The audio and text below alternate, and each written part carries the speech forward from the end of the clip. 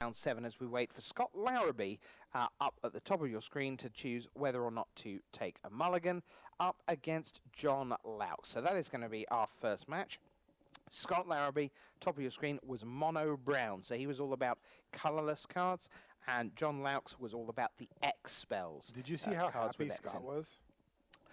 Yeah, he came in and had a chat with you, I know, and he seemed pretty content with how things had come out. I do have an update for you as well, Rich. Uh-huh. So the community, you know, the side event that we had as part of the multi-ball? Yep. Results are in. Okay. Community won the 4 modern matches 3-1. Good effort. Yeah. So we have new scores. The new score is now Community is sitting at 89, while Wizards is at 170. Okay. So that'll help. You know, it's just a little upswing in the right direction. Every little helps. That's right. So this is John on the bottom. Yep. John against Scott Larrabee, and we are into action here in round 7. 3 rounds to bring you this evening here in Seattle. If you're watching us live in Europe with work tomorrow, congratulations, you are insane.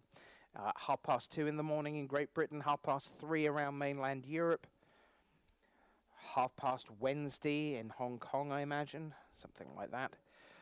As John Laux lays land number 2, it's Island and Plains up against Plains for Scott Larrabee. The Pro Tour tournament manager makes things run ever so smoothly on the Pro Tour. Every round gets finished and turned around at top speed without fail. And a lot of that's down to Scott and his team. And it's John now who's deciding what to do with those 2 land, and he will cast Wall of Omens, 0/4, and he will get a card back straight away from that. Obviously that wasn't one of his X spells. But as soon as there isn't an X spell sitting in the pack, he can choose anything he pleases.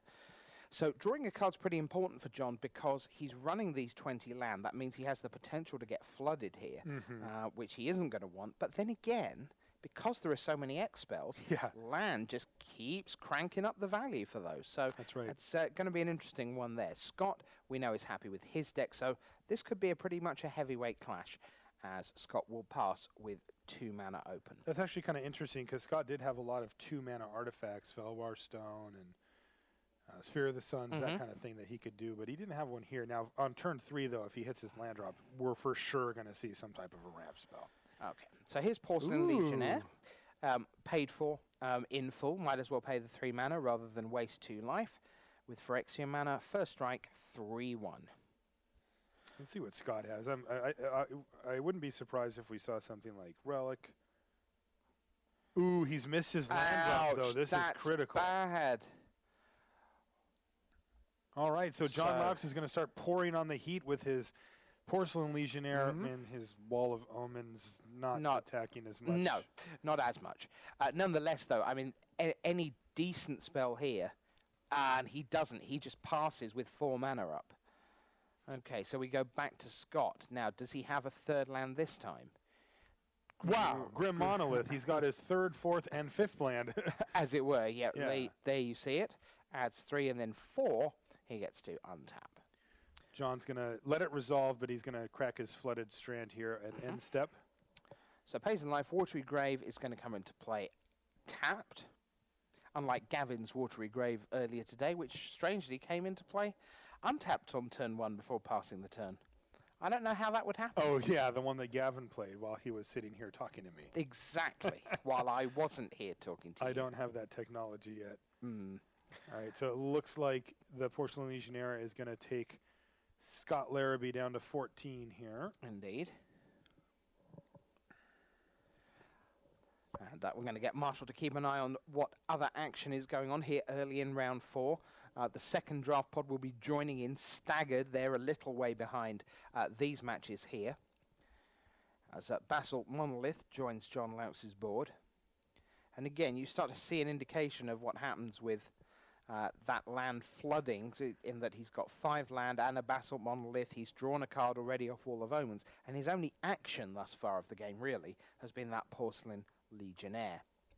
Nonetheless, on turn 5, Scott Larrabee is sitting there knowing that if he keeps not drawing land, that Grim Monolith is going to be a one-shot deal. He's going to just have to really make whatever he chooses to do with that bonus 3 mana really, really count, because at the moment he is struggling desperately. 8 cards in hand, and he's not far off being forced to discard. The question is, will he just let that Grim Monolith not tap? Will he have the discipline for that, or does he? So he's going to tap the Monolith. So let's see what this 4 mana leads to. 5 mana Gilded Lotus. Okay, so I'm going to keep on trucking away. So he is going to find a way to untap that Grim Monolith. And we now head back to John Laux on turn 6. Marshall, what are you up to over there? So I'm taking a look at Dave Guskin versus Jackie Lee, and Dave is off to a very quick start. There's a Mana War on the stack for Jackie, and over on Guskin's side, he's got Dark Confidant and Survival of the Fittest going. I already see Grizzlebrand sitting in the graveyard, so things are going to get pretty spicy for Guskin over there, I believe. Okay. Even though Jackie has him at bay for now.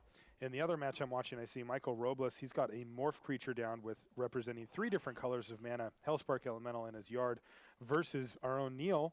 Well, I'm going to go back, just talk to him in the thing. He has a 4/4 Figure of Destiny, very well dressed, and he's also casting a Phyrexian Metamorph right now. He's going to copy the Figure of Destiny, so now he has 2 of those, and he's on the beatdown plan here. Talking of the beatdown plan here, John Laux has put 6 mana to very good use and cast Despair, the Supreme Judge. So that rather radically shortens the clock against Larrabee, who now is going to tap out 4 Go Away Everybody. Wow. All creatures on the bottom of their owners' libraries. And that is one heck of a reset button, now, with Laux with 3 cards and Scott with 6. I know John Laux well. He is not going to be pleased with that. He had a great board position going, and he just had it all swept away in one fell swoop. Now it looks like now the key here, though, is does he have a big recovery plan, or is he kind of out of gas after that? That's the kind of play that, you know, you don't really play around it until you see it. And John, I mean, to be fair, what was he going to do? Not play as Hesperia? I think it was a fair play there and put a ton of pressure on Scott Larrabee. But now John's going to find a way to get back in this. Remember, 20-land deck. He's already got 7 of them on the board, plus a Basalt Monolith, which he seems to be tapping here. This could be interesting. What could he be playing? An X spell that is just... Oh, he's completely tapping out. Here we go. Aeon Chronicler. So let's enter the exile zone. So let's take a look at Aeon Chronicler. How many counters on it? So there are 6 counters. So power and toughness each equal to the number of cards in your hand. The suspend was X, so 6 counters on there. X can't be 0. And at the beginning of your upkeep, remove a time counter. Whenever a time counter is removed from Aeon Chronicler while it's exiled, draw a card. So there's a straight-up card advantage engine waiting over there in the wings for John Laux. So what's going to happen here is John's going to have his own personal Howling Mine. Wow. And what's Scott Larrabee going to have? His own personal Planeswalker. That's insane. Target player exiles a card from his or her hand with +4. Exile target permanent -3. And we kind of saw Terminus restarting the game virtually. Well, there's an actual restart the game waiting on Karn Liberated. We'll see what Scott does with his Planeswalker. It's +4, up to 10. John, something's got to go, and he chooses Machias the Lunarch. That's an interesting choice. I'd figure John would want as many threats as he could get. He's going to recover here, though, on the bounce back. Thankfully, the Aeon Chronicler is going to be feeding his hand just as quickly as Karn Liberated is depleting it. Just saw Sam Black walk by. It was nice to see him. Indeed. Popping in to check out the festivities here. A little update over on the side here. Still Survival of the Fittest going for Dave Guskin versus Jackie Lee. Jackie now has a Delver of Secrets and a Mana War. It looks like, remember, I rolled the dice, and she's blue, and so far her deck is only blue spells. I haven't even seen a colorless one yet, and she just not evoke cast a Muldrifter to draw 2 more cards. Well, I mean, you sound a little bit surprised there, but why would you ever play anything other than blue when... I mean, that's not a restriction. It's a gift. It's a blessing. It's a gift, yeah. All right, we'll see if Jackie can live up to her claim. Remember, she said she wanted people to know that. Oh, right. Marshall 2 for 6. Now, that's an excellent play here. And it's not going to take out any creatures with it, which it normally would do. But Karn is not well equipped to deal with a whole bunch of small tokens. No, because you can exile target permanent, but one of those goes. This is like they're just tapping out every turn, the pair of them. It's pretty insane. Absolutely. And he's actually in a pretty tough spot because John has a 2-turn clock as the board sits, but Karn isn't really, again, very well equipped to actually deal with these tokens. So it looks like Scott's going to have to come up with something here, or he's going to have to work towards restarting the game with Karn. Right now, the only card that Karn has exiled is Mikaeus the Lunarch, who would be a 0/0 when he came in. So it's basically nothing. It's just restarting the game for the sake of it, for the sake of not dying. Lee Sharp's one down to James from Loading Ready Run. My Apparently, I have a bit of a play here. Oh, yes. So Living Death is on the stack versus Jackie, and that includes Grizzlebrand. So the graveyard for Guskin is Jiraga Treespeaker, Grizzlebrand, Jushi, and Deranged Hermit. Oh, for goodness sake. Now, Jackie's graveyard is Preordain, Repeal, and Dissipate. No creatures at all. So this would Those two are not the same, and are it they? resolves. Elves of Deep Shadow and Dark Confident bite it for Guskin, who's sitting at 8 life, but has just taken a hammerlock on this game, sitting there now with Grizzlebrand, Deranged Hermit, all of Deranged Hermit's friends, Jushi Apprentice to start drawing cards, and a Jiraga Treespeaker, plus still has Survival in his hand. I think he's going to take that one down. Okay, so Karn Liberated is up to the full 14 counters, as it were. That's what he needs to win. And then Scott is going to pile some mana in. Yet again, just huge amounts of mana. It's Yosei. When it dies, target player, that'll be your opponent generally, skips his or her next untap step, and you get to tap up to 5 target opponents they control. Now, meanwhile, down at the bottom here, John Laux is continuing to take counters off Aeon Chronicler and generate card advantage in doing so, although, of course, he's kind of even, only with the Karn ability, that target player exiling a card from his or her hand. So they're kind of trading 1 for 1 at the moment. That's right. Although it's better for John that way, because if I told you, you know, here, the top 2 cards of your library, pick one every turn, you'd be pretty happy to have that. Sure. Yeah, absolutely. It's good. He is going to presumably send in everything that moves in a bid to start getting Karn down. But the thing is, he will lose 1, and then 5 will get through. Let's just confirm. Yeah, everything coming at Karn as we anticipated. You see the crosshairs on Karn, as it were, the big orange cross piece to go, yep, that's where he's heading. As we expect, Yosei gets in the way of 1, 5 gets through, 9 counters left on Karn right now. Now, this is going to be a tough fight for John Laux, though, because Karn can just straight up race this. You know, Karn goes +4 on his ability. That's a lot of loyalty counters. It's just going to keep going up and grinding away. And if Scott has 6 cards in hand, by the way, whilst John has none. Scott is in tremendous shape here. He does look pretty good, although we will remember the Laux is drawing 2 cards per turn. That's going to happen on John's turn, so he's going to get a look at both cards, and he's got a ton of mana if he wants it as well. Land tax, not doing a whole lot here. No. I guess in the 20 land deck, land tax maybe isn't the best. Now, if it was land attacks, that'd be just great, because John's got tons of them. They barely fit on the screen. He does. But alas, no. So you've got to feel that Scott Larrabee's all over this one. So we might start keeping an eye on where else we want to go next, because it is hard to see how John, even with this Aeon Chronicler giving him a card each turn, is going to benefit him sufficiently. All right, I'll start looking at some of the others. I'm still checking out the Jackie Lee versus Dave Guskin match, and Dave is still asserting his authority, although Jackie does have a Dungeon Geist down, which is locking down Grizzlebrand. Unfortunately, not locking down Grizzlebrand's special ability, but the fact that Grizzlebrand can't attack or block means that, you know, Guskin doesn't have a way to gain big chunks of life. So if he wants to activate Grizzlebrand, it's going to take him to 1, and that's kind of a risky business. Although you are against mono blue, like, what are they going to do? You know, shock you or something? It doesn't seem likely. All right, now it looks like on our feature match here, there is a Tinker being cast. Okay, so sacrifice an artifact. is gone. and then you search your library for an artifact, and it's Worm Coil Engine. That was tied for the large creature slot in the Fantasy Pro Tour last was it weekend. really? I think that's what I picked. That's a little bit of an exclusive reveal, because I don't believe Friday Night Countdown went up today, so that should be up tomorrow. Oh, is that when it comes out? Yep, that's all part of our sort of wrap-up. BDM and I went over to Card Kingdom and shot some fun stuff there. I came in and visited you guys for a minute. Involving eggs. And then I said, have fun working, guys. I'm going to go draft. Yeah, thanks for that. Yeah, I'm working now. It's true. So 5/1/1 soldiers are up against a 5/5 flyer, a 6/6 Worm Coil Engine, and a 13 counter Khan Liberated. Not fair. Oh, at least John has land tax. He's got the land tax to go along with his 15 lands on board or whatever. Yeah. And, I mean, I think that John, you know, there are cards in the cube that can get John out of this, but him having one is going to be pretty lucky at this point, to be honest.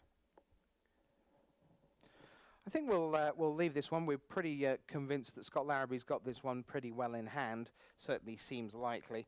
And we'll see what else we've got to show you. All right, I want to take a look at the Dave Guskin versus Jackie Lee, because right now Jackie has also used Treachery, as you can see, to steal a Tarmogoyf. And that Grizzlebrand just really isn't doing anything. Jackie, oh, and she just resolved Tidings as well. Now, Guskin's down to 3 cards in hand, still has an active Survival of the Fittest, but doesn't seem to be using it. I don't think he has any creatures. He does have Juicy Apprentice, which he can use right here. 2 and a blue, tap it to draw a card, and then it flips to do other things. But at this point in the game, it's just about drawing cards for him. Let's see what he can do here. It looks like he's tapping a bunch of mana, including taking a Pain from Yavimaya, bringing him to 4. But he's casting something very big. Looks like James from Loading Ready Run has completed the victory over Lee Sharp from the WotC team. So that's 1 up for the community. On the comeback trail, remember, here on day 2 of the Community Cup 2012. All right, it looks like Dave Guskin has changed his mind about all this tapping of stuff, and I think he wants to get some attacks in here. He's going to attack with 3 of his squirrels. They are going to get in for presumably 2 damage here, as Jackie's likely to block one of them with the Tarmogoyf. She does, in fact, do that. So what is going to happen here? Does Guskin have a sweeper of some sort? Is there a damnation here? What are we looking at? Let's find out. Jackie does have 6 cards in hand and 2 untapped mana. This could be Counterspell. It could be Mana Leak. There's a whole lot of things that this could be, but it looks like all the mana is getting slowly ticked away on something. An Upheaval. Now, we've seen this card before. Yeah, we know how this one ends. But you know what? I have to say that Jackie, you know, she's probably not like super bummed. I mean, he had to do this just to not die in 2 turns. So, you know, it could be worse than this. That being said, he's got 2 leftover mana. He's going to get to start using his survival again right away. The Tarmogoyf's going to go back to his hand. The Treachery, though, is going to go right back to Jackie's hand. Sure. And she has Remand. Oh! Wow. Slow roll, Remand. And so she's going to get to draw another card off of this and stave off the Upheaval for a turn. Now, if she can find a way to get rid of that Juicy Apprentice, bounce it out of the way, she can swing for lethal this turn. Miserable choice for Michael Robles against Neil Talbot. Intuition from Neil has just offered up Unburial Rite, Sphinx of the Steelwind, and Angel of Despair to Michael. It's like, what do you want to give me? So good. All right, so with Guskin's leftover green mana, he's going to use Survival of the Fittest. Yes. Looks like he is going to throw away a Somberwald Sage, and what is he going to grab? Is it something that costs 1 black mana? Probably not. So it's probably something for next turn. We are going to get a chance to see it, though, and it's Palancron. That's an interesting one. Everyone's favorite last pick. I like it pretty good myself. Sure. If you've ever played a deck with Mirari's Wake and Palancron in it, you are a very happy person. So the second pod are catching us up now. They're all underway in their game. So all 8 matches, 7 of the 8 matches underway, because Lee Sharp for WotC abjectly lost 2-0 in Hey, almost she's no going to time. cast Ice to do exactly what we said. Get that Juicy Apprentice out of the way and attack for lethal. Jackie Lee takes game Wow. 1 even after Grizzlebrown hit, even after Living Death hit, and she is showing And that she knows upheaval. how to play. I just And, well, that one didn't resolve, hit. but yeah. But all of those cards were at least attempted to be resolved, and we're seeing now that Jackie Lee asserting herself as a blue mage potentially. She Oh, said, look, wow. I want to show people I can play blue, or at least other than green and red, and there she is. Okay, so here we've got Neil Talbot at the bottom of the screen. Wrong way, go back. He's got a 1-1 Looter Ilkor, a 1-3 Seagate Oracle, and currently a 1-1 Student of Warfare. He is going to cast Unburial Rites and bring back Sphinx of the Steel Wind. That's got a lot of important text on it. Flying, First Strike, Vigilance, Lifelink, red and green protection. There are a lot of red and green lands over here for Michael Robles. Oh dearie me. All he's got in play, Thunlight Hermit, just a 1-1, no Saprolings in sight, and Findhorn Elves. So you're thinking, okay, so how did they arrive at decks like that? Michael Robles was playing trigger happy, so he was looking for things that had triggers on.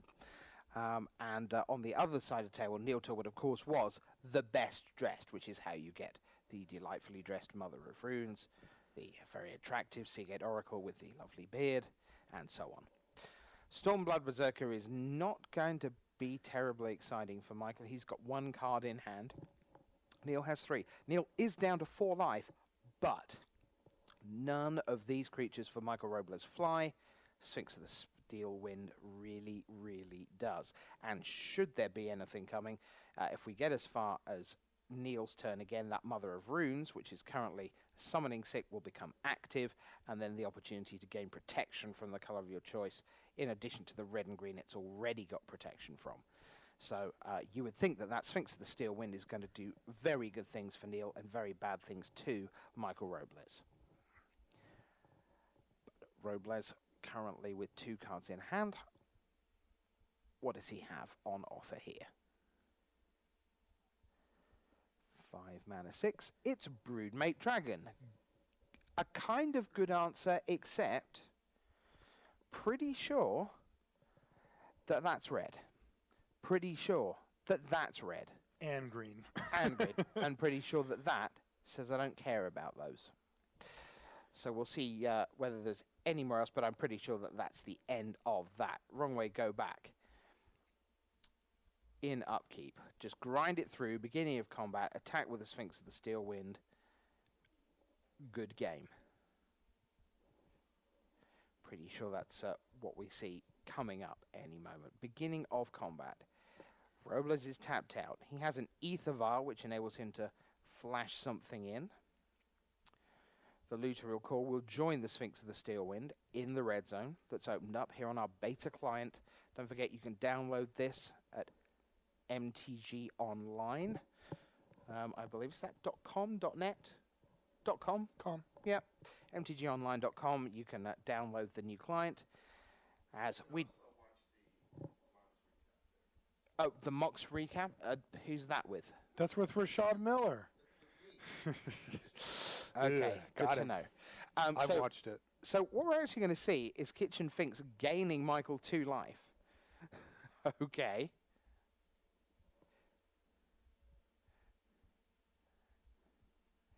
So you can see Neil's up to 10 now.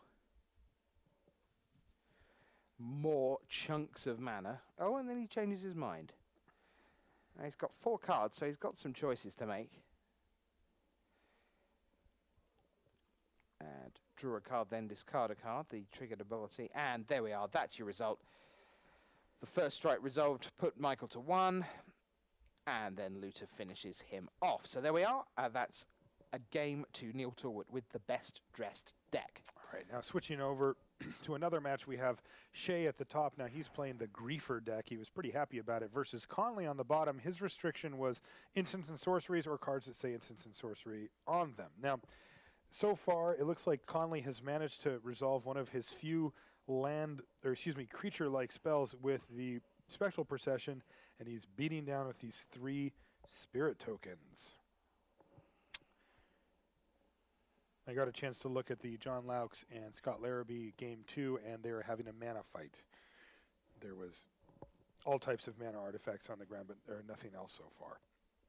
Okay, so it looks like WotC Shea is going to be playing Liliana of the Veil here.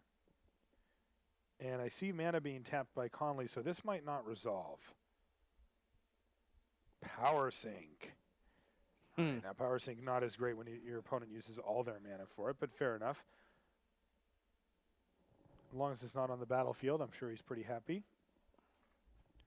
Conley also has 0 cards anyway, so he was just going to lose that Power Sink to Liliana potentially. Battle with all 3 spirits. This is going to knock Shea down to 11. He's sitting on 6 cards, clearly behind on mana. He's the one who's supposed to be destroying his opponent's lands, but apparently he can't get any of his own onto the battlefield. He now has 7 full cards in hand and only 3 mana. Well, looks like he's drawn a card here. A Sphere of the Suns. That is going to help him out. You know, I don't know if he ended up playing red in his list, but if he did, that's going to help. Plus, it's just another mana source. Yeah, that seems reasonable. Meanwhile, Conley says, yeah, that's cute. Hit you for 3 more. You're at 8. Smitty is 1-0 up over Sam Stoddard, but Sam has opened up pretty aggressively. He's got a Phyrexian Revoker, which is a 4/3 currently. And if you're thinking, well, they're not normally that big, that's because we're getting counters out of a Ajani Goldmane at the moment. So the Revoker is up to 4/3. Smitty's at 15. Early in the game for him, he's only got 3 lands in play. Sam, meanwhile, 5 lands, a Worn Power Stone, the Ajani Goldmane, and the Phyrexian Revoker. Wow, we just saw a really key play from Conley there. Shea finally got down something to get in the way of those spirits in the form of Kira Great Glass Spinner. She's really a pain to get rid of, and Conley just casually has Diabolic Edict. Just, the one thing that really just kills that creature, we'll just do that. Yeah. Hits him again for 3 more, bringing Shea down to 5. He is up against the ropes here. He needs to find something to get in the way of these spirits or just kill them. He's got five mana now at his disposal after hitting that 3rd swamp. He has 6 cards in hand, so we know he has options. The question is just what direction does he want to go from here? The thing that's so delicious is, like in any normal game, you'd look at the 3 tokens and think, yeah, he really just needs to start laying more creatures. And the thing is, Conley hasn't got any more creatures. I think that's about the not extent quite of his pressure. Yeah, exactly. This is actually a big play. It's a Gatekeeper of Malakir, and it's kicked. It has resolved abilities on the stack. It looks like a Spirit's going to bite it here, and that's going to buy Shea at least another turn.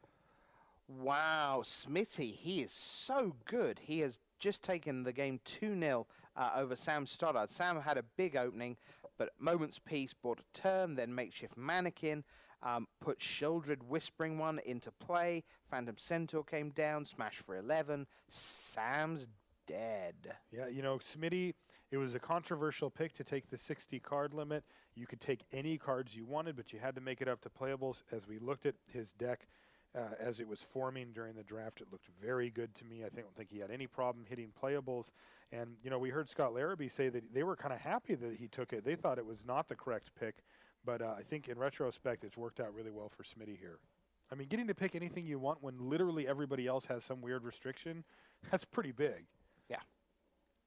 All right, so we've seen now that Gatekeeper of Malakir has taken out one of the spirits, and a Narcolepsy is afflicted another spirit. It's a very sleepy spirit, and Conley has been reduced to just bashing in for 1 each turn with the final spirit that is left, leaving Shea at a lowly 4 life.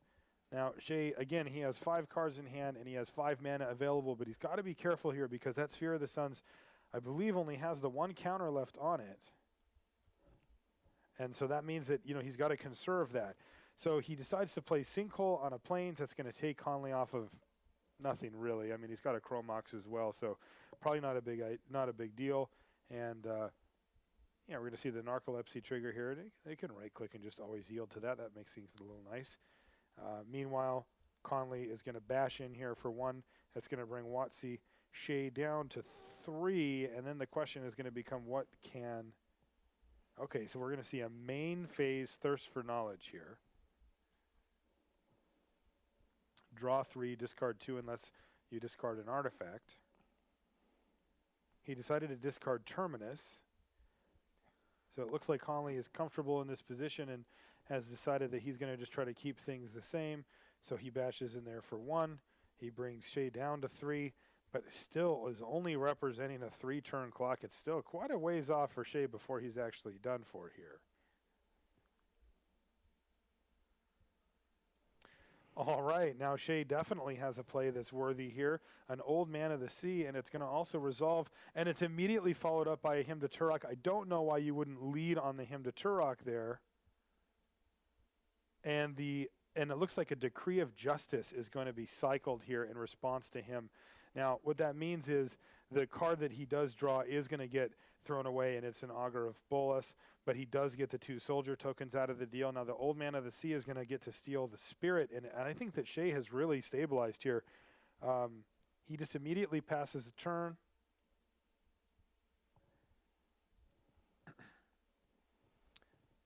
Conley has 1 card in his hand. It's got to be a good one. Nope, it was just a swamp. He plays it, and he passes the turn back. So it's looking pretty good for Shea here. The Old Man of the Sea is going to take a Spirit and really prevent any more attacks as long as he doesn't get too greedy here. And Shea is sitting there on 4 cards. He decides not to attack and just simply passes the turn back. That seems totally reasonable to me. You don't want to set yourself up to get top decked out of this game when you have such a good board position. Go to combat. Old Man of the Sea is going to take control of the Spirit. And it looks like the ability's on the stack, and there it is. Now Conley has no attacks whatsoever. And he's just going to pass the turn back. He's played his land, and that's it. Conley has drawn a couple of lands in an inopportune time here. He really needs something to help him finish the game. In the meantime, Shea's sitting on 5 cards. He's got a Stolen Spirit, and it looks like if he can start just committing things to the board, he's going to be able to get away with this one. Now, as it currently sits, he's only got 4 mana sources available as he's used up that Sphere of the Suns. He still just can't quite get out of this mana bind, but he's certainly gotten a lot closer. All right, no attacks, and he just passes the turn back. Ability from Narcolepsy goes on the stack, tapping down the Spirit, and Conley is 1 card better than he was a minute ago. It happens to be an island. He instantly plays it. Now I have a view of the room, and I just saw Conley just shake his head a little bit and kind of put his hand up. I mean, I know he's fine with it, but it's just he's got to find something. He knows how close he is to closing out this game. All right, it looks like we're going to see a 5-drop potentially from Shea. Nope, it's just a morph. We don't know which morph it is. Could be Willbender. Could be Fathom Seer. There's a whole bunch of different ones that it could be in these colors. We just won't know. In the meantime, the Spirit has now beaten down for 1, so it looks like Shea is deciding to come out of his shell a little bit and begin the process of actually winning. Yeah, seems reasonable to me. Well, the thing is, when you're on 2, it's all pretty precarious. It is. You don't want to be sitting there for very long if you can help it. At some point, you want the game to be done. That's correct. So, yeah, you don't know if Conley has some outs that can just absolutely kill you, so you want to make sure. Now, in Conley's colors, there's not that many, but there's a few. You know, there's a few black spells that cause their opponents to lose life, and that could do it. Oh, the morph enters the red zone and then kind of dances right back out as we see the Spirit actually decide to battle here. So Conley's down to 16, 5 cards in hand for Shea, and he's going to play a Phyrexian Crusader. Now that's actually a better win condition than anything else he has on the board. Currently, it can safely attack through Conley's board and start getting in for some poison damage. If Shea has a way to make that Phyrexian Crusader even a little bit bigger, he could significantly reduce the clock, but as it stands now, it's a 5-turn clock. Jackie Lee and Dave Guskin are underway in their game 3. Jackie Lee has Riftwing Cloudscape, Tradewind Rider, and Mana War in play, so she's covered out pretty nicely. Opposite 3 land for Dave Guskin, and that's all in the early going. Guskin at 18, Jackie still on 20.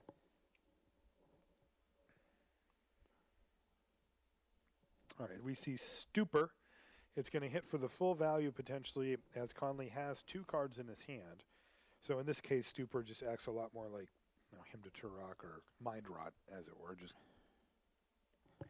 get rid of your hand. But instead, we're going to see Path to Exile before Stupor resolves, and it is going to target the Old Man of the Sea. Now, this is a big one because that means that it's the Spirit token that's going to be coming back on Conley's turn. And if that's the case, right now, Shea has no way to get in front of that Spirit. So that flies. Things could have turned around very, very sharply there. We see Old Man of the Sea in the exiled zone there. But things could get pretty ugly as Conley also discards. He's got one more card in hand, and it's a Balance. Huh. Now, he was probably considering playing Balance just because it would take away all of Shea's remaining cards. It would also take away, unfortunately, a bunch of Conley's permanents, so he decided against it. Now, as things currently stand, that Spirit token is really all that matters. The morph is a big question on this particular battlefield. What is it? What does it do? Does it have flying? Are there any morphs with flying? There's a lot of questions that need to be answered about that. But in the meantime, the only real question is the Spirit, and will it survive? All right. Once again, Narcolepsy taps down one flyer, but now Conley has a flyer back. So he will go in with that Spirit. Shea is at 2, and very likely shortly will be at 1. He does, in fact, take it. So that means means a 1. Yeah, Shea certainly would have done something about that Spirit token that turn if he could have. Conley drew a land, played it, and he has passed the turn back. Control magic on the Spirit. Oh, wow. Wow. So this Spirit is getting tossed back and forth and currently resides on Shea's side as Shea resumes the poison beat down here. Phyrexian Crusader bringing the poison count up to 4. Wow. That was a very timely control magic. Wasn't it just? Or was it an island that he needed? All right, Jackie he's played Ninja of the Deep Hours. One turn too late. If he had that the turn before, he could have ninjutsu'd away the token, which is kind of a bummer, but it also hits for 2 and would have finished it. Okay, Mr. Limited Resources. Yes. You have to guess who's winning this game. Okay. Player 1 has 2 lands in play. Okay. Player 2 has just tapped Trade Wind Rider and 2 other creatures in order to put player 1 down to 2 lands in play. And then player 2 has untapped with Trade Wind Rider and 2 creatures and cast Jace the Mind Sculptor and started Fate Sealing. So who do you think's winning that one? I was really listening closely, too. Yeah, that sounds like a miserable beating for the other side. Who are these players? So that is good news for Jackie Lee in the community and bad news for Dave Guskin, who's still at 18 life, but is about pretty much destined to never cast a spell ever again. Oh, man. That's kind of how that's going to work. Sweet. Yes. Riftling Cloudskate, Tradewind Rider, and Mana War? And the moral of the story is you don't need a restriction to draft blue. Uh-huh. Now, it looks like Conley drew Talran Sky Summoner, went for it, and somehow it got countered by Essence Scatter, like the only target in Conley's deck potentially for Essence. Yeah, because you can't get the Spectral Procession with it. No, you certainly can't. It makes creatures, but it's not a creature spell. We still don't know what that morph is, and currently Conley has 1 card in his hand, and he's got 8 poison, so he either has to get rid of everything, or he's got to win the game. All right, so Rashad is speculating that it might be Void Mage Prodigy, as it's probably his only morph, and I think he might be right. If that's the case, that counters a spell when you unmorph it?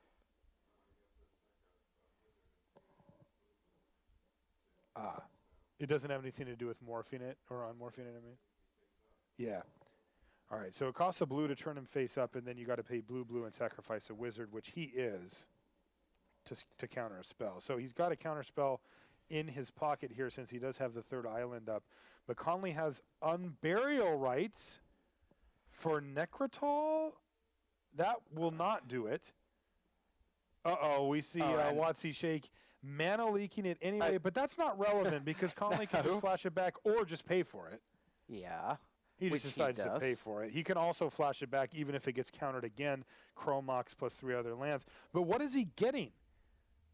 Necrotol doesn't do it, does it? Oh, I guess it could block. Necrotol trades for the... yeah, I can do that. Although I don't see, maybe it's down here. Maybe it's Talrand. It was Talrand comes back into play. Because he does have the Ninja of the Deep Hours to block, and he does flash it back. This should be on Necrotal. I think it's his only other creature. Yeah, and of course he therefore gets, because it is a sorcery or he gets to he gets to make a 2/2 flyer from the tower end. Wow. So this has done a whole lot for Conley. It's enabled him to put up not one but 2 blockers. Also, we notice that if it is Void Made Prodigy, he can't use it now because he had to use one of his blue mana sources for Mana Leak. If Shea pulls this one out, no. Whoa, the game's over. Oh, yeah, Shea's like, all right, you got me. You're making flyers now. I can't handle all this. Man, I don't see how you don't take a draw step there. Did I miss something? All right, well, it looks like Conley has taken down this game. So over here we've got Bubba at the bottom of your screen with an Enclave Cryptologist that's been leveled up just the once, so can currently loot, draw a card, then discard a card. On the other side, and he's continuing to level that up, on the other side you've got Ryan Deuce from Wizards, who has already got up to 5 mana and has Future Sight, just played that last turn. So you play with the top card of your library revealed. Right now that is a Solemn Simulacrum over there. You can see what's going on there, playing with top card revealed for him. So we'll pop that over there for you just to keep an eye on as we wait for Bubba. Don't know yet whether this is game 2 or 3. They're both at about 14-15 minutes left on the clock, so could be either right now. Bubba's restriction for this is quick draw. So his was all about things that say draw a card, like Enclave Cryptologist. And on the other side, Ryan Deuce is Seeker. That was his restriction. So let's refresh our memory on what Seeker does for you, or against you, to you. Oh, man. That's the one where we have to do search your library effects. Yeah, search or reveal, isn't yeah. it? Yeah, that's what you want to find. I'm also seeing an interesting board state here between John Laux and Scott Larrabee. Scott has the Phyrexian processor that we kind of didn't like, but that Rashad said was okay on 7. Mm-hmm. He's also sitting at 28 life, while John is at a lowly 6 life. Okay. So it looks pretty good for Scott Larrabee in that match. Ryan Deuce, meanwhile, Skin Render has appeared, and of course that will do enough with the 3/1/1 counters to kill off Enclave Cryptologist. So now that's the only non-land permanent in play. You see that Deuce's library, he has a swamp coming his way. That's what's up next. So we see Verdant Catacombs get to reset the deck. It's one of the bonuses where you get to search for something and then there'll be a different card appearing up here. And it's still a land, but you still got the benefit of potentially finding something better. So Skin Render against Bubba with only 3 land down here, so things not looking great for Bubba in this one. Now I see that John Laux is still technically alive. Scott Larrabee's got about 2 minutes left on his clock, and Laux is at 3 facing down a 7/7 minion token, a Solemn Simulacrum, and he just Path to Exiled Yosei, which doesn't trigger him. Now, Scott does have a Phyrexian processor activation sitting there, and he also just played Molten Tail Masticore. If he has a creature in his graveyard, which he actually doesn't, so he actually cannot activate the Masticore at this time. Oh, no, he does. There's a Worm Coil. So this game should be over. Sorry, I didn't see it. He should be able to just kill him. Okay. Solemn Simulacrum, as you see on screen there, arriving for Deuce. Island's now on top of his library. Over here on the right, you've got the Exiled Ancestral Vision, and somebody just went dancing past the window, waving that was Neil. Hands frantically. Sounds like Neil's got one. Sounds like a win for Neil. Well done, Wrong Way, go back. Another win for the community. They are not doing badly in this set, to be fair. All right, John Laux did just lose that one, so there's an update there. And I think that is the end for that then. That's 2-0 to Scott Larrabee, I believe. I believe so. In that one. This one is 1-0 to Bubba right now. Yeah, the community are putting up a good performance here. They've won 3 matches already here. Wrong Way, Go Back wins. Smitty wins. James from Loading Ready Run wins. We've got a loss for John Laux to Scott Larrabee. Jackie Lee and Dave Guskin, I believe, still going in their one. Conley and Shea, current score 1-0 to Conley. And Bubba here 1-0 up as he adds Grim Lavamancer to his board. You see Thrum the Last Troll waiting in the wings for Ryan Deuce. I'm checking out the Heath versus Robert matchup, and apparently Watsy Robert is up a game here. Okay. And they're just starting off game 2 is what it looks like.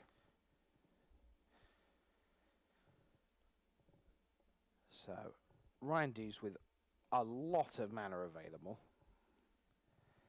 Casts Dungeon Geist, the 3/3 flyer.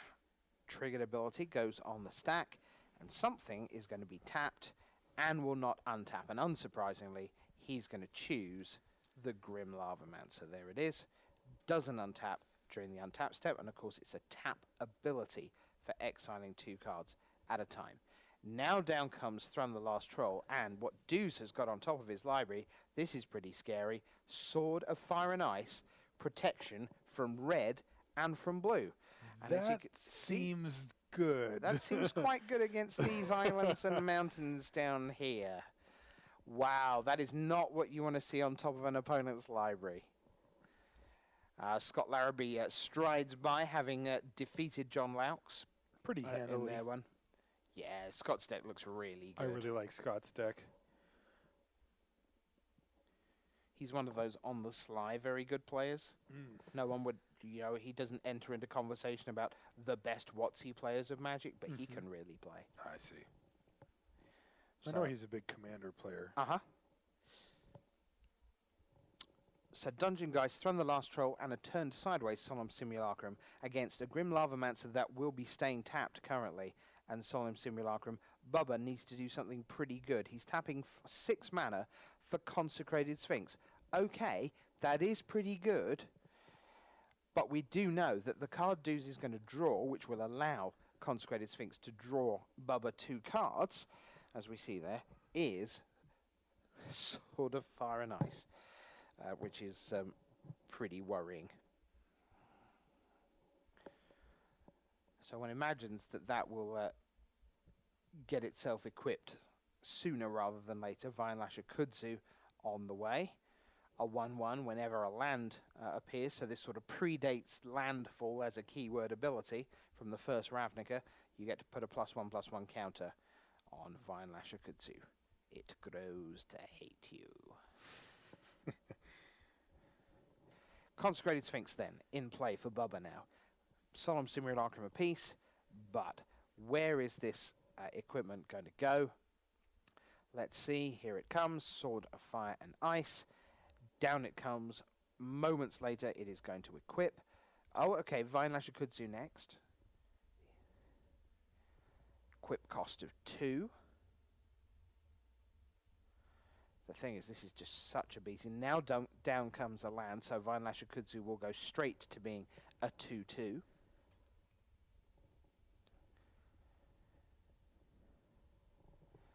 So now equip and smash, surely. Here we go. Where is this going? It's going onto the Dungeon Geists. Because it is now protection from blue and from red, it will skate past the Consecrated Sphinx quite happily. And as a result, it will get through. Let's look at what happens when it deals damage. 2 damage to creature or player, and you draw a card. Whole lot of things happen. Yeah, one imagines things like Solemn Simulacrum dies, and ability from Consecrated Sphinx gets to draw 2 cards for Bubba. So he is at least getting cards back through his Consecrated Sphinx, but he is down to 11 and in a fair bit of trouble now. Arbor Elf joins the team for Ryan. Now, Ancestral Vision is finally going to resolve. It's been ticking down, the suspend counters have been going away, and we're going to see Bubba have a bit of a bumper hand as he starts this turn, because as long as that resolves, he is going to end up with a lot of cards in hand. He's up to 8 in his upkeep, and that's about to become 9 in his draw step. So 9 cards to work with and 6 mana, but he is facing that Sword of Fire and Ice equipped on the Dungeon Geist. That's the most significant part of the game board battlefield right now. As he looks now, laser land, so 7 mana to work with those 8 cards. Wrong Way Go Back, win. Smitty, win. James Loading Ready Run, win. Scott Larrabee is victorious. Watsy Robert ahead currently of Heath Newton. Yeah. Dave Guskin and Jackie Lee, last we heard, tied at 1. Conley. Nope, Jackie Lee won. Okay, so Jackie Lee's taken that one down. Excellent. And so that's 4 wins for the community. Only 1 currently for Wizards here in the first round of multi-ball. Community fighting back. Yeah, also remember that the on the side multi-ball event, which was just on Magic Online, but not on our coverage here, only Watsy Andrew was successful in beating the community representatives. Yeah, all 3 of the other ones it won. was 3-1 to the community in that one. That's correct. So more points. Well done them. They're edging their way back into it. Can be a long haul, but all they need to do is go to bed tonight within range, and then they can come back for Return to Ravnica Sealed for our final 3 rounds of the Community Cup 2012. That's tomorrow, bright and early, and it will be on the stroke of 9 a.m. Pacific. So set your watches, because a lot of people who are here in the building are heading for Grand Prix Philadelphia this weekend, and they have flights to catch tomorrow afternoon. So tomorrow morning is going to go like the clappers. I might be one of those people. You just might indeed. So, Sower of Temptation. I would like to gain control of target creature. Now, of course, the thing is, you can't choose the Dungeon Geists because it has protection from blue. It means it can't be targeted by that. So, and of course, you can't target the Thrum the Last Troll. What he's going to do is take a Solemn Simulacrum. He's then going to attack in with Consecrated Sphinx. 4 damage will get through, presumably. Yes, Ryan Deuce drops to 13 there. Bubba at 11, Ryan at 13. That Grim Lavamancer will remain tapped as far as this goes. Consecrated Sphinx going to draw Bubba 2 more cards. He's digging away, but he doesn't have an answer right now to the 5/5 Dungeon Geists. Now, I want to say I can see on the screen here that John Laux is standing right next to Bubba, and they seem to be working together to get through this board state. Teamwork, that's what we want. Yeah. Because Bubba is up here. Conley in good shape right now.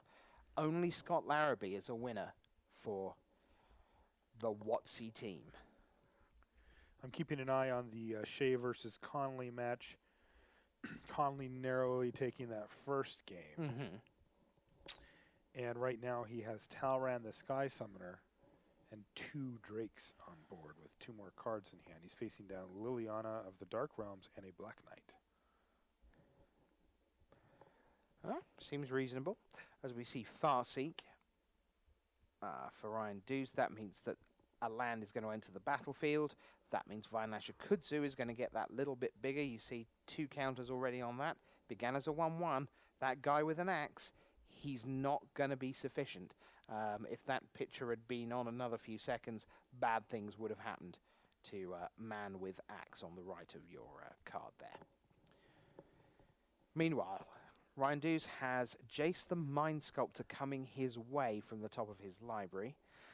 And he can play the top card of his library. That's part of what Future Sight does. He has also found Doomblade on top of his library. He has the mana to cast that. Consecrated Sphinx could be heading for the graveyard very, very soon. This is a big turn for Ryan Deuce. Still with that Dungeon Geists with Sword of Fire and Ice equipped. 5/5 protection from, essentially, Bubba's deck. A little update here on the other game I'm seeing. Watsy Robert versus Heath, and it looks like Robert is all the way down to 5. But he's just resolved a Broodmate Dragon. And right now, there's a Fencing Ace and a Qasali Primate for Heath on the table, so it looks like that Broodmate is going to sufficiently stabilize Robert. He's facing lethal damage here, potentially. although it's going to be pretty tough to actually get through considering the fact that there's 2 4/4 flying creatures. And when you're in green-white, there's not that many ways to get rid of both of them at once without killing your guys too.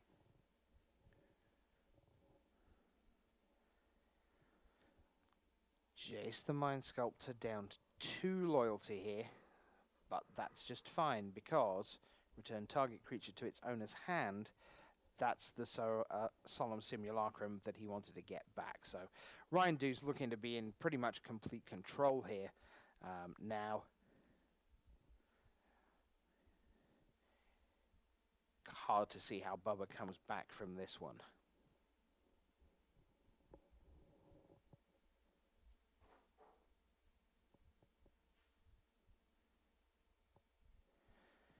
And Bubba is going to send pretty much all the boys. Sorry, Deuce is going to send pretty much all the boys.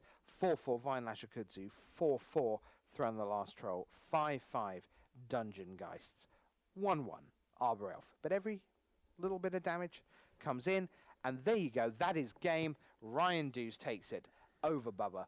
Bubba falls by the wayside in this one.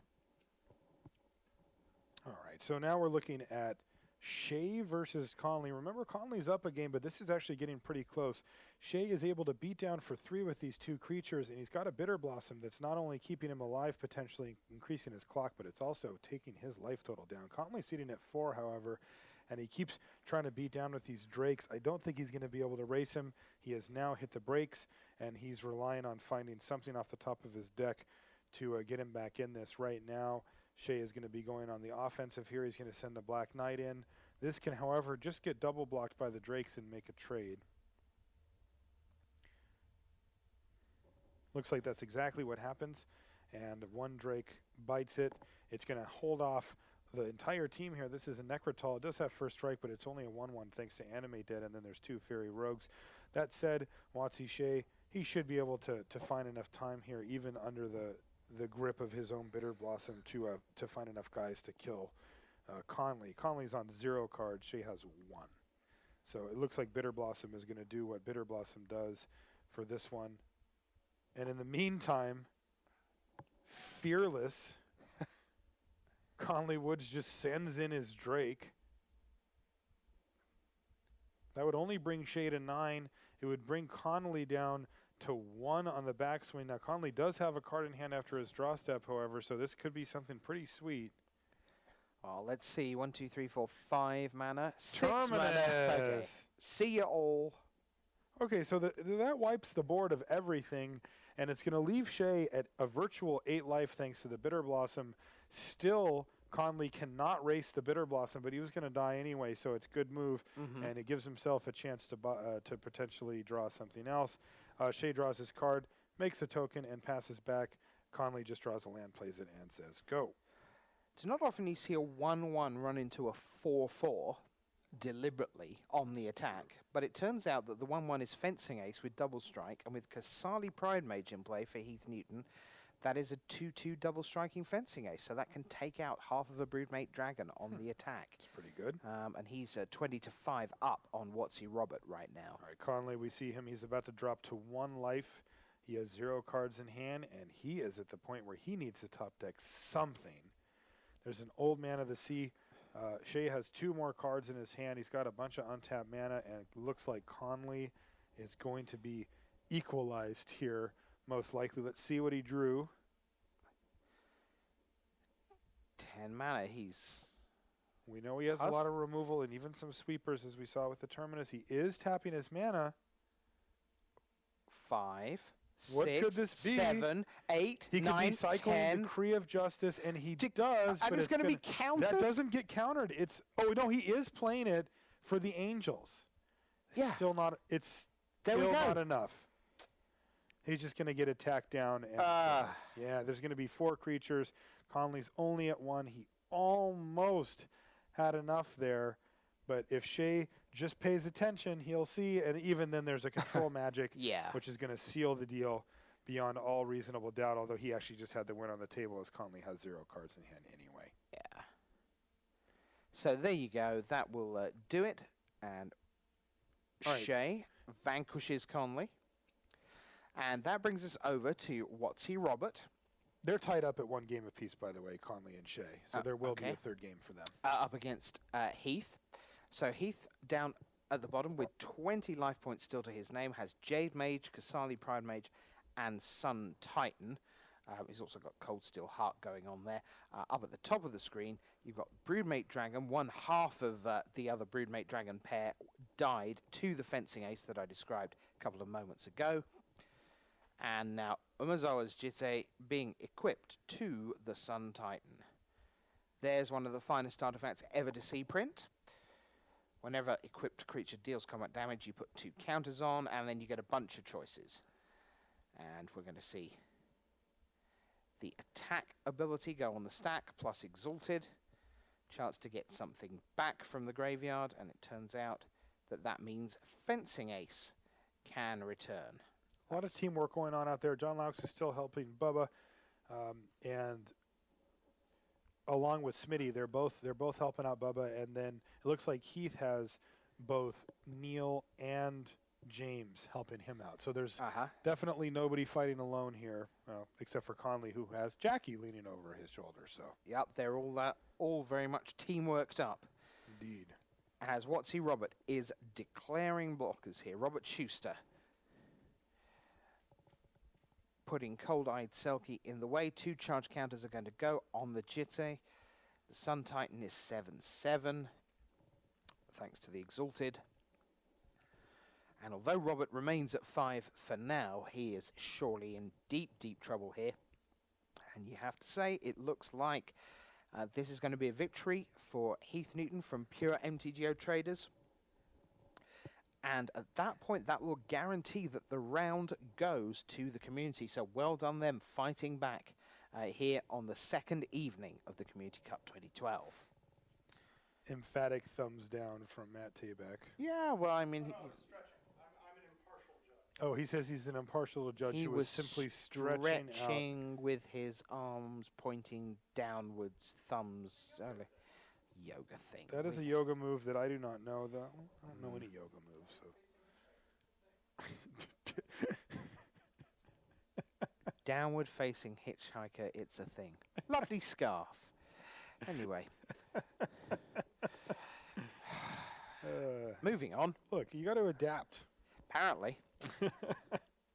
Broodmate Dragon for Watsy Robert. Everything else in the world for Wilm Heath. He is heading towards victory, one would think, here, as we see now Kasali Pride Mage to kill Journey to Nowhere. Great Sable Stag comes back in. So now, here we go. Wilm Heath, turn 10.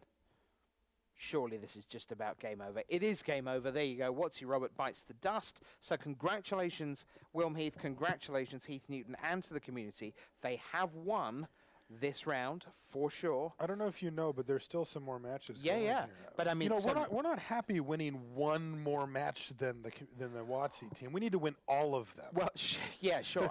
But I mean, but the thing is, that's the first step. You win the round, and then you see how hard can you step on the throat. Nah, right? man. Because you've got Bubba we at need 1-1. to just crush these guys. Yeah, exactly. That's what I'm saying. Oh, okay. Then you're right. Yeah. All right. So we're taking a look now at Deuce at the top versus Bubba at the bottom. Now, Bubba's got a sweet board here. He's got Grim Lavamancer, Juicy Apprentice, and new Niv Mizzet. No, old Niv Mizzet, excuse me. Niv Mizzet, the Firemind. And on the other side of the table, we see a fact or fiction resolve. So we're going to see these 5 cards put into 2 different piles. And it looks like a Sword of Fire and Ice and a Fire Spatter in one with an Island, a Jace, the Mind Sculptor, and a Doomblade in the other potentially, that's a lot of gas. Jeez, that's pretty good. When you factor fiction, that's what you want to see right there. Yes. Okay. So There's let's see what the final piles are here. Now, both players have to be aware of their clocks as well. This is the thing. Now, that being said, this is the third game, so they should be able to have enough time to make this happen. But these are tough decisions that you have to make, especially when the clock is ticking. All right, now we do see a future sight here for Ryan Deuce, and you know, that's going to give us a chance to see what's on top of his library coming up. He can also cast this spell or play this spell if he'd like, but he needs to pay the mana for it still. Vine Lasher Kudzu bashes in, and it looks like that was just taken. Niv Mizzet is a little bit hobbled here. He's only a 1/1 thanks to 3 -1/-1 counters from this Skin Render. Now, Bubba's sitting at 17 with Deuce at 15, so these guys are definitely in a position where they're in that mid part of the game and something needs to break through. Deuce has 7 cards in hand. Bubba has 5, so they're both doing just fine as far as cards go. We'll set this over here.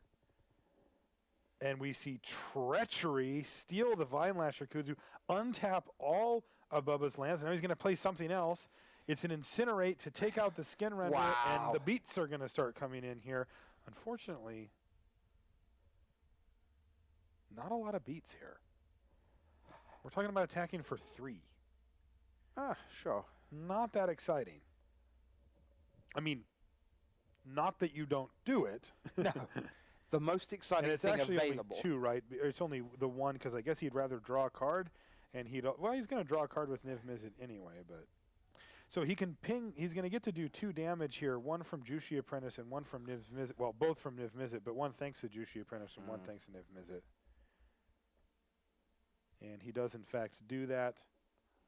He's going to target Ryan. He's going to get to draw his card here, and it looks like he's going to draw another card and ping him again, and then he's probably going to do F6. He's going to make sure that he is managing his clock as efficiently as possible, and he's going to pass the turn back. I'm glad you mentioned F6 because in Shea H for Watsy and Conley for the community, both players are into not quite the red zone, but they're into the less than 5 minutes to go. Conley 4 minutes 25, Shea 3 minutes 30, and last update we had, this is still 1-0 to Conley. So you've got to feel that Shea is in a lot of time trouble here. Conley has to be careful himself, but certainly Conley, you would think, is going to win this one way or the other. Okay. Good to know. Now, we just saw Fire Spout resolved on Ryan's side of the table, as it's going to take out every creature except for the Vine Lasher Kudzu, including Niv Mizzet, the Firemind, Juicy Apprentice, and the Grim Lavamancer. And we also see that the Vine, I'm not sure what spell it was, but the Vine Lasher Kudzu has also died. Let's take a look here. I see. Rift Bolt. He used the Mortar Pod you see hiding back here to finish off the Kudzu and wipe the board. Sure. And it seems apparent to me that Ryan is now playing the clock game. There's a Rift Bolt on the stack. It is also in there. The reason why we see Ryan's library here is because of Future Sight. You play with the top card of your library revealed, and you may play it. Yeah. Meaning that if you have the mana to cast it, you can do so. If it's a land and you haven't played one yet, you can play it. It's a card that took me a little while to grasp, but ever since I did, I've been a lot happier. Sure. Sword of Fire and Ice is hiding over here, although it doesn't really have anywhere to go at the moment, so it's not the most relevant permanent on the battlefield. Oh, it looks like Devil's Play for 2 was the play here for Bubba, and he is set up to win next turn with Devil's Play on the flashback. Oh, go on, Bubba. Good boy. Now he doesn't have much of a choice given his clock situation is sitting at 1 minute and 37 seconds, so it doesn't seem like he has much of a choice.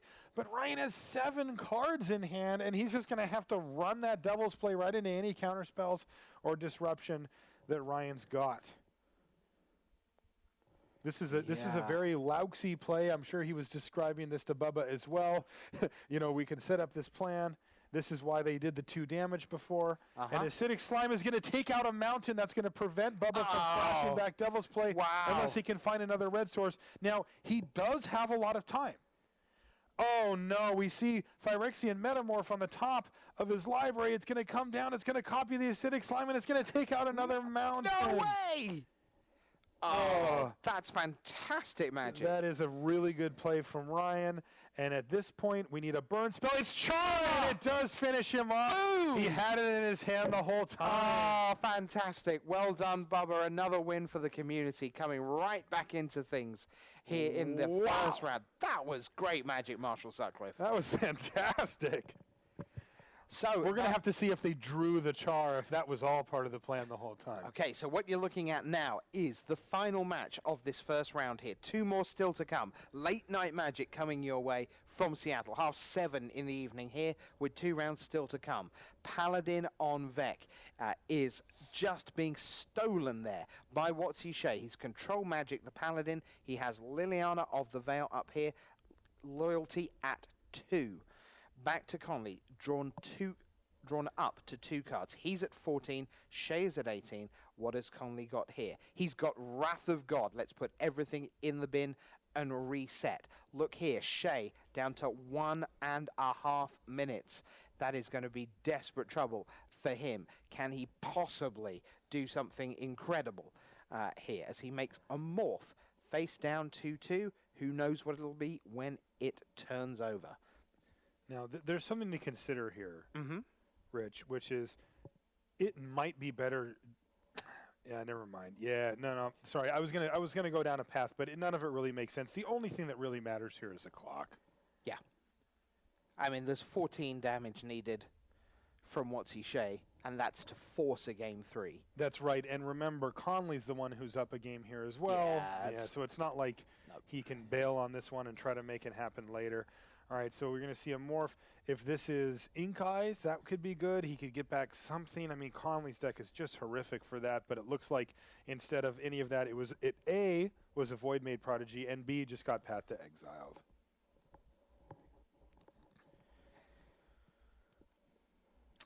All right, so 1 minute left on Shea's, and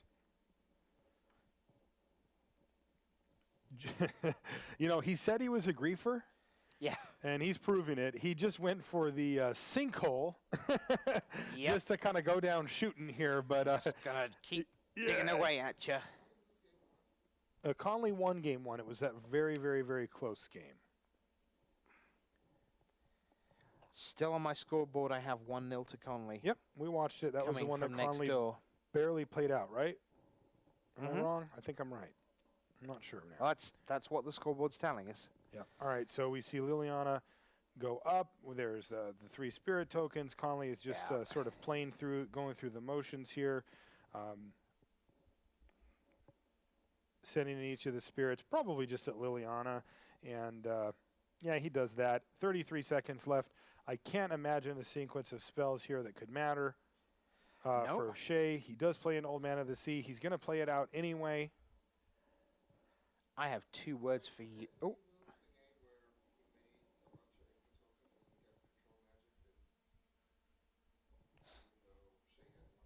Yeah, I think he did.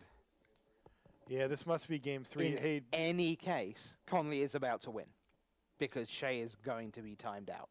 Yeah, so our information wasn't updated quite, but I think this is game 3 actually, but you're right. Relevancy low. Yeah. Conley sitting at a pretty healthy 12th. There was a pact of negation that happened. He's going to pay for it. Make sure that he doesn't misclick and just lose the game on that note. That would be pretty bad. And Augur of Bolas is going to get countered. You know what? Because he can. Conley is actually falling behind on the clock here, although I think it's too little too late. Yeah. Into single figures for Shea. He is not going to get it done. No. So it looks like Conley's going to take this one down. Okay. And if he does, where does that put everything? So, Marshall, 2 words for you. Yeah. Blistering. Firecat. Okay. I know that card. Earlier today, we referred to Blistering Firecat as being what happened when Wizards of the Coast won 7 out of the 8 matches. Right, because it's a 7-1. Yes. Why are you bringing that up right now, Rich Hagan? Bubba, 2-1 for the community. Come on, the community. Uh-huh. Conley, 2-1. Come on, community. Jackie Lee, 2-1. Yes, for the community. James, loading, ready, run. 2-0 for the community. Oh, wow. Scott Larrabee wins for Watson. Calmly crushes John Laux. 2-0 for Smitty, well done. Wilm Heath, he wins over Robert. And wrong way go back takes out Michael Robles. Hooray for the community! Community 7-1! Is this Yay! the Go new community!